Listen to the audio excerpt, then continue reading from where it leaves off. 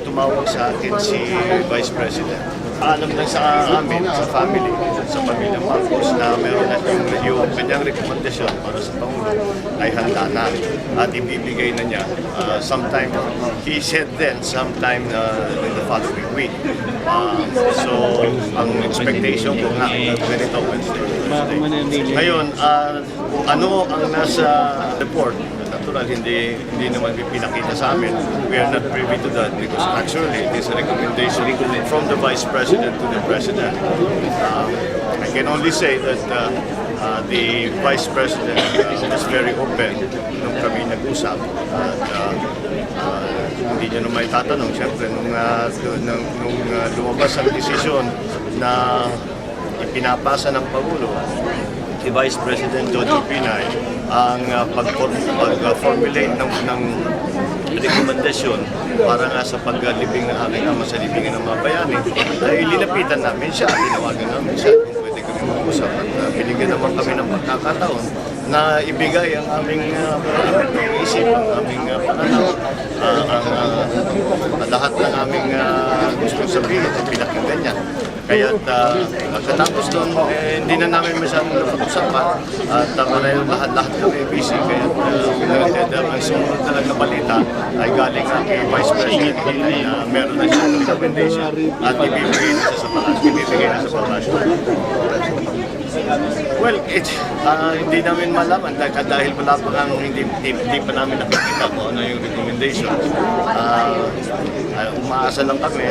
Sana naman pagbigyan nga kami at dahil naman sa aming pananaw karapatan naman talaga ng isang sundalo, ng isang pangulo na mailibig sa libingan ng mga bayani. Kaya wala tayong inaantay. Inaantay ko dahil nung kausap ko na si Vice President, tanong ko ano si recommendation. Sabi niya, hindi, unahin natin si Pangulo. So this week, hindi, ang sinabi lang sa akin is that handa na. Sir, would a favorable recommendation change your stand on Effective ba yan, sir? Why? Well, the unconstitutional provisions of 41, 46 suddenly become constitutional. I'm afraid that the one thing is not connected to the other. I'm afraid that it doesn't work that way. We have to be objective about these things, and to the extent that if my positioning, which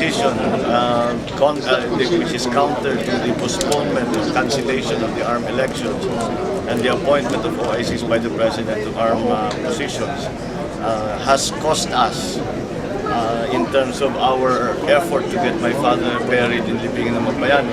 Kung yan ay naging sagabal sa aming effort na paglibing sa aming ama, wala tayong magagawa dahil ganyan talaga.